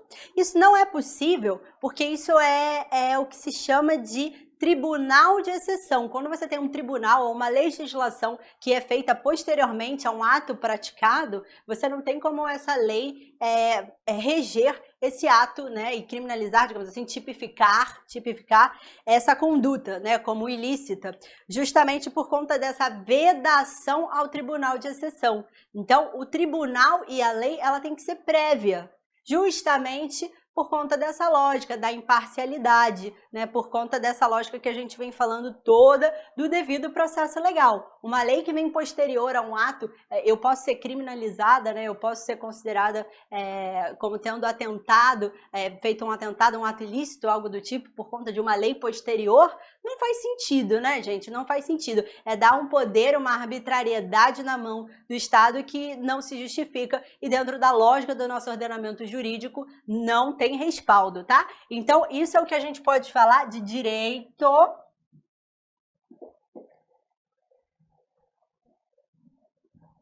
à vedação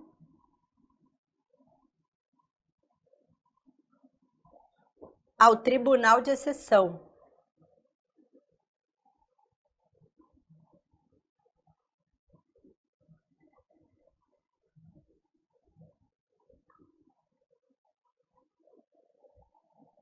Eu vou cortar aqui para vocês entenderem que isso diz respeito aqui.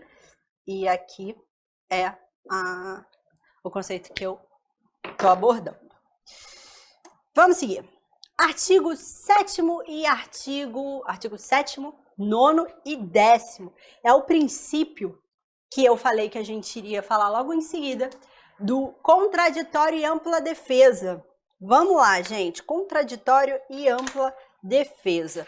Diz o artigo 7º, é assegurada às partes paridade de tratamento em relação ao exercício de direito e faculdades processuais, aos meios de defesa, aos ônus, aos deveres e à aplicação de sanções processuais, competindo ao juiz zelar pelo efetivo contraditório. Artigo 9º. Não se proferirá decisão contra uma das partes sem que ela seja previamente ouvida. Parágrafo único. O disposto no caput não se aplica. Aí tem algumas hipóteses aqui que trazem conceitos um pouco mais complexos que a gente não vai abordar hoje, que serão abordados em aulas específicas, mas que, a título de conhecimento da lei, é importante a gente falar sobre e já montar o esqueminha para que vocês já comecem a trabalhar, já comecem a ter intimidade com essa regra, tá bom? Vamos lá! Daqui a pouco eu vou para o quadro e a gente vai fazer as anotações devidas. Artigo 10. O juiz não pode decidir em grau algum de jurisdição com base em fundamento a respeito do qual não se tenha dado às partes oportunidade de se manifestar, ainda que se trate de matéria sobre a qual deva decidir de ofício. Então, o que o princípio do contraditório e ampla defesa ele quer trazer para a gente, que é a questão do direito de resposta, né? E da paridade de recursos entre as partes. É essencial que, ao ser acusada, digamos assim, e aí eu estou falando no caminho réu, né, em resposta ao autor, que fica mais fácil de visualizar, mas é o contrário também. Né? Então, por exemplo, o réu ele é acusado, o autor vem e acusa o réu de determinado fato, determinada prática. O réu ele tem o direito de se responder, de responder à altura daquilo que ele foi acusado, tendo os mesmos direitos de trazer as provas se eventualmente ele não fez, enfim. Então, e da mesma forma, o autor, se o réu traz alegações que dizem totalmente o contrário daquilo que a parte autora está dizendo, a parte autora vai ter o direito de replicar. Então, a lógica, o que eu estou querendo trazer aqui para vocês como é que funciona, né? Um responde, o outro responde. Um responde, o outro responde. E por aí vai. É lógico que isso não vai ad eterno, e aí o juiz, e tem as regrinhas específicas que a gente vai falar sobre elas ao longo do curso, mas a lógica do contraditório e a ampla defesa é justamente essa, ok? E é importante que vocês tenham conhecimento sobre isso. Vamos lá, tem mais algumas observações que eu preciso fazer e também colocar no quadro. Então, eu acho que eu vou apagar esse quadro. Vocês já pegaram? sair aqui para vocês pegarem. E vou apagar para fazer mais um, tá bom? Vamos lá. Só para botar aqui algumas observações importantes para o caderno de vocês ficar bem completinho com relação a contraditório e ampla defesa.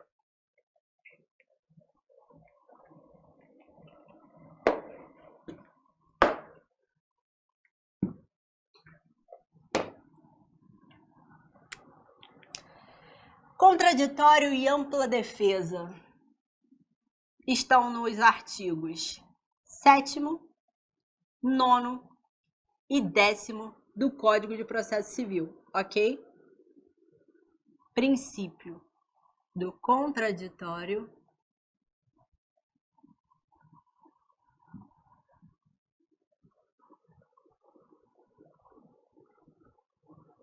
e ampla defesa.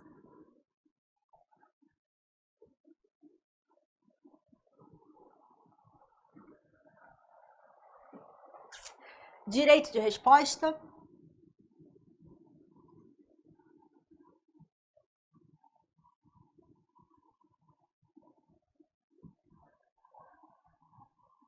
Paridade entre as partes.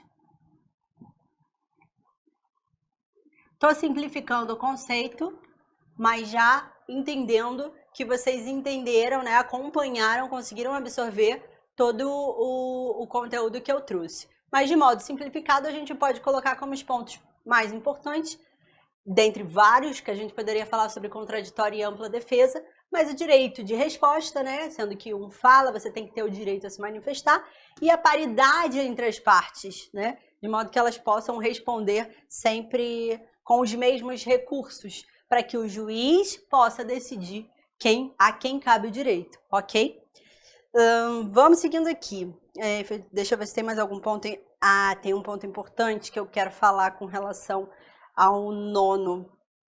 Vamos lá, então a gente vai colocar aqui, a gente vai puxar aqui do 9º o seguinte. 9º. Não se proferirá decisão contra uma das partes sem que ela seja previamente ouvida. Parágrafo único, o disposto do caput não se aplica. Vamos deixar anotado, como eu falei para vocês que eu ia montar o esquema, é o esquema com conceitos mais complexos que a gente vai ver mais para frente, mas de toda forma já vamos deixar aqui no nosso caderninho. Inciso 1º. Não se aplica o contraditório e a ampla defesa à tutela provisória de urgência.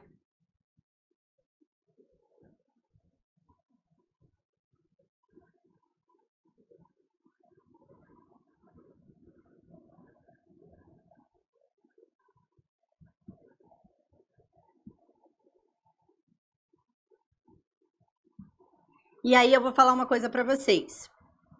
Processo civil é complexo e é grande. Vamos falar a verdade. Meu papel aqui é tornar a coisa o mais tranquila possível.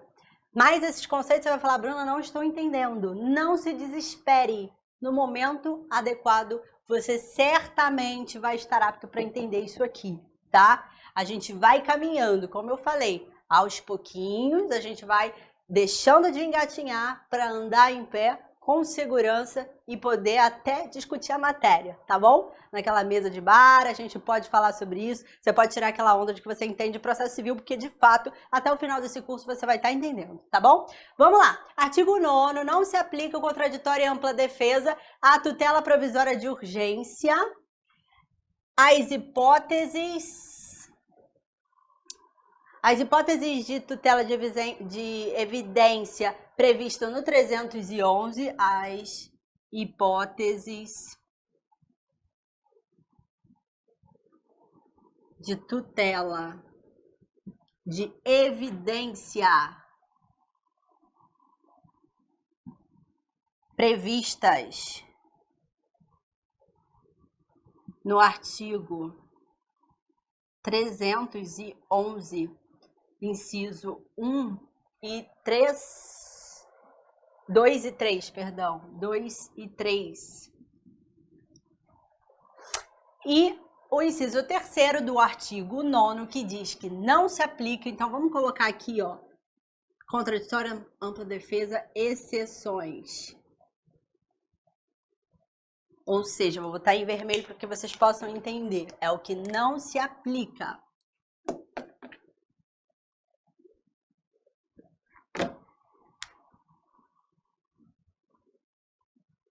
Exceções. Não se aplica a tutela provisória de urgência às hipóteses de tutela de evidência previstas no 311, 2 e 3.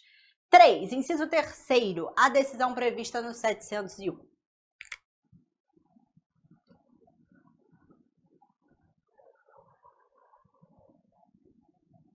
A decisão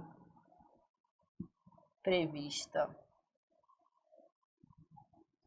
no 701 do CPC, logicamente. E aqui é do CPC também. A título de curiosidade, vocês podem dar uma lida nesses artigos, mas de toda forma, a gente vai falar sobre eles no momento em que a gente for tratar da matéria, para a gente não se atropelar, para eu não começar a trazer assuntos que mais pra frente a gente vai ter maturidade para abordar, tá bom? Então, com relação ao princípio do contraditório e da ampla defesa, essas são as considerações importantes e iniciais para vocês fazerem no caderno de vocês. Vamos seguindo. Artigo 11. Princípio da publicidade e da motivação. Importante, muito importante. Vamos lá. O artigo 11, ele diz o seguinte. Vamos dar uma lidinha aqui. Todos os julgamentos do órgão do Poder Judiciário serão públicos e fundamentados. Fundamentadas todas as decisões sob pena de nulidade. Parágrafo único. No caso de segredo de justiça, eu falei que a gente ia falar dela hoje, pode ser autorizada a presença somente das partes, de seus advogados, de defensores públicos e do Ministério Público. Então, no artigo 11, a gente tem o princípio da publicidade.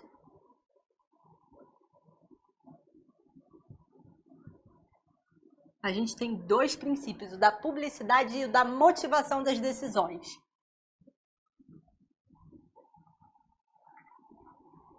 Vou botar aqui. Não, vamos para cá. Da motivação das decisões.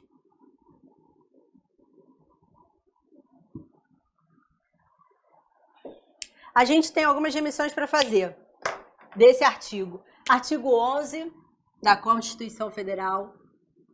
Perdão, 11? Não. Artigo 5º. Inciso 60. Artigo 93, inciso 9 e 10.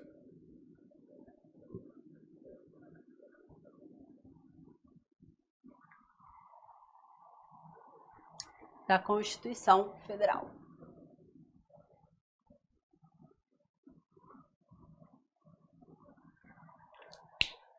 Vamos lá.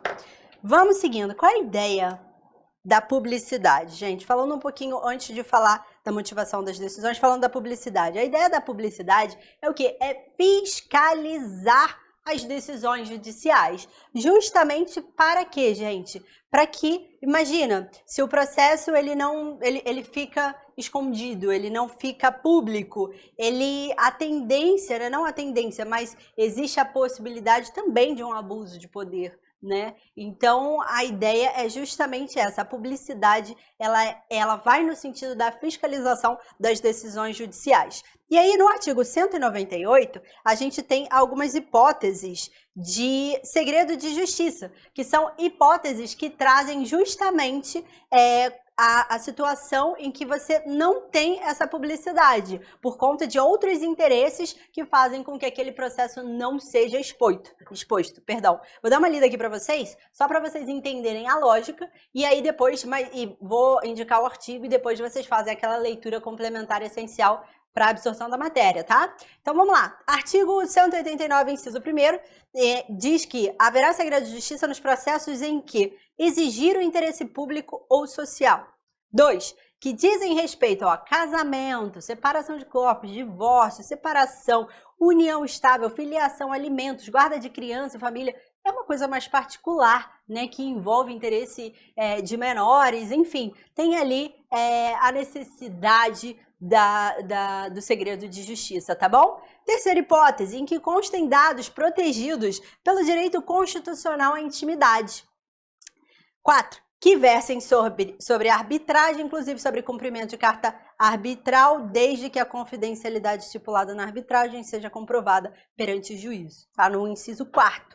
E também a gente tem que falar sobre o artigo 11, que fala, no parágrafo único, que ele diz que o segredo de justiça autoriza a presença somente das partes e seus advogados, defensores públicos ou Ministério Público. Então, esse ponto, eu vou botar aqui, ó, a leitura é exceção. A gente vai botar assim, ó, ao princípio da publicidade. A gente tem um caso de exceção quando a gente está falando de segredo de justiça.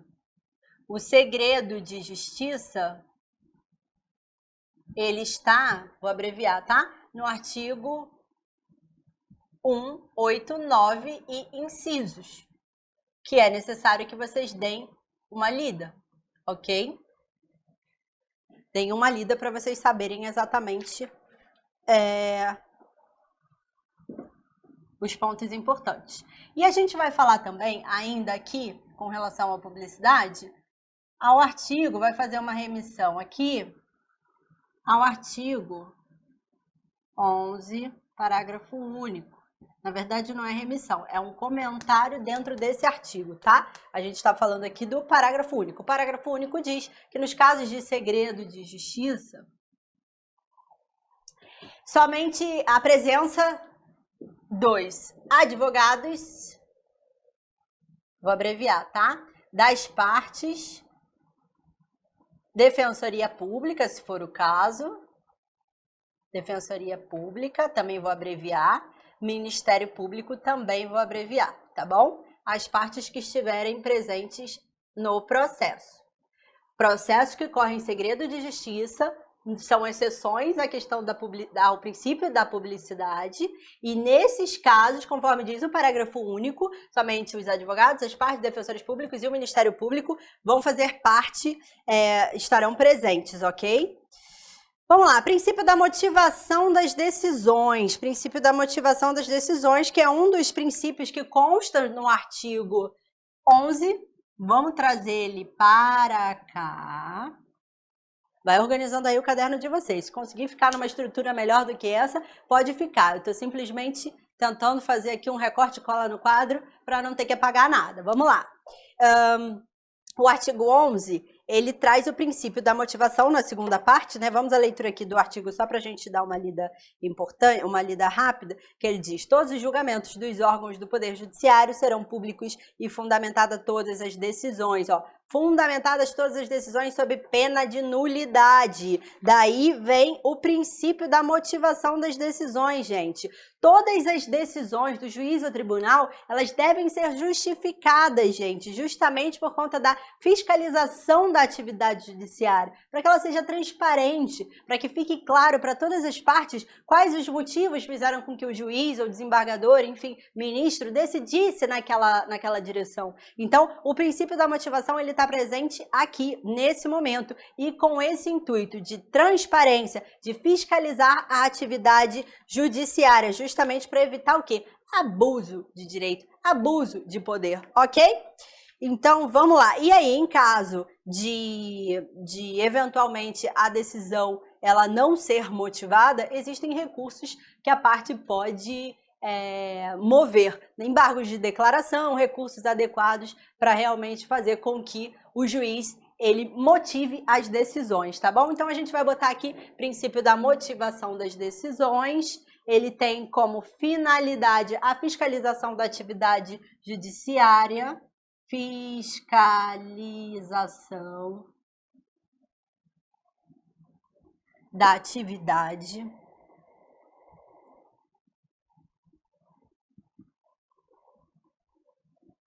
judiciária, prezando o quê, gente?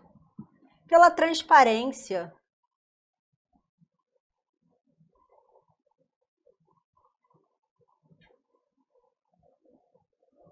Ok? e os meios de você recorrer, caso a decisão não seja motivada, embargo de declaração, recurso, que a gente vai falar também nos momentos adequados. Estou simplesmente aqui já adiantando conhecimento para vocês. E aí a gente vai para o artigo, para o nosso último artigo da nossa aula, que é o artigo 12, que é o que traz o princípio da ordem cronológica da conclusão. Diz o artigo 12. Eu vou para aquele quadro de lá daqui a pouquinho. Vamos lá. Artigo 12. Os juízes e os tribunais atenderão preferencialmente à ordem cronológica de conclusão para proferir sentença ou acórdão. Parágrafo 1º. A lista de processos aptos a julgamento deverá estar permanentemente à disposição para consulta pública em cartório e na rede mundial de computadores. Então, aqui no artigo 12...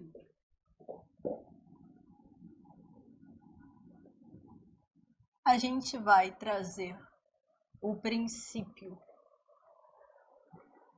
da ordem cronológica da conclusão,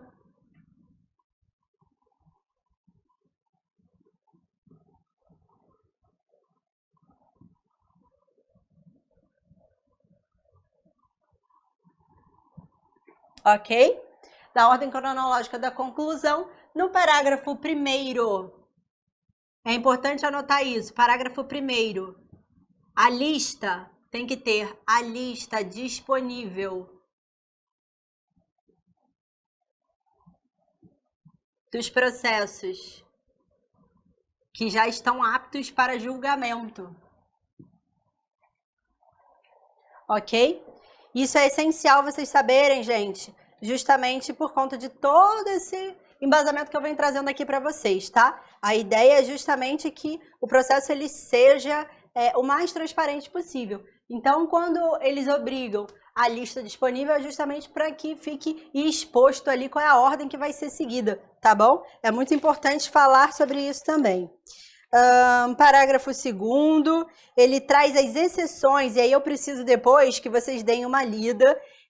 Eu não vou colocar todos aqui, porque são bastante, e também trazem conceitos que a gente vai falar lá na frente, mas atentem-se para o parágrafo 2º, que traz justamente as exclusões, ou seja, são as exceções. Vamos dar uma lida rapidinho aqui, só para vocês visualizarem. Sentenças proferidas estão excluídas da regra do caput. As sentenças proferidas em audiências homologatórias de acordo ou de improcedência liminar do pedido. O julgamento de processo em bloco para aplicação de tese jurídica firmada em julgamento de casos repetitivos. O julgamento de recursos repetitivos ou incidentes de resolução de demandas repetitivas. As decisões proferidas com base no 485-932. Julgamento de embargos de declaração, o julgamento do agravo interno, as preferências legais e metas do CNJ, os processos criminais nos órgãos jurisdicionais que tenham competência penal, a causa que exige urgência no julgamento assim reconhecida por decisão fundamental. Então, o artigo 12, parágrafo 2º, ele traz as exceções à ordem cronológica, tá? As exceções. E aí, eu sugiro que vocês leiam, e mais pra frente a gente vai tratar de cada uma delas. Parágrafo 3º, ele traz a questão da lista de preferências legais, após a elaboração da lista própria, respeitar-se-á a ordem cronológica das conclusões entre as preferências legais. Ok? Vamos seguindo. Parágrafo 4º, após a inclusão do processo na lista do que se trata o parágrafo 1º, o requerimento formulado pela parte não altera a ordem cronológica da decisão, exceto quando limitar a reabertura e a instrução ou conversão de julgamento de diligência. Bom, gente, esses são alguns parágrafos que eu sugiro que vocês deem uma lida. A gente vai voltar neles em momentos específicos para tratar de cada um deles, mas de toda forma trazem também conceitos que mais para frente vocês vão estar seguros para entender. De todo modo, eu já trouxe aqui muitos conceitos importantíssimos para a gente começar a trabalhar falando sobre processo civil. A gente encerrou a parte de princípios e na próxima aula a gente de fato começa a entrar nas outras questões também iniciais, tão importantes quanto os princípios, tendo em vista tudo que eu já falei aqui sobre princípio, né? Acho que vocês já entenderam a necessidade de estar com isso tudo aqui bem amarradinho. Eu espero que vocês tenham entendido, que o caderno de vocês esteja acompanhando, que vocês estejam lendo a legislação, leiam depois e a gente continua. Aguardo vocês no próximo.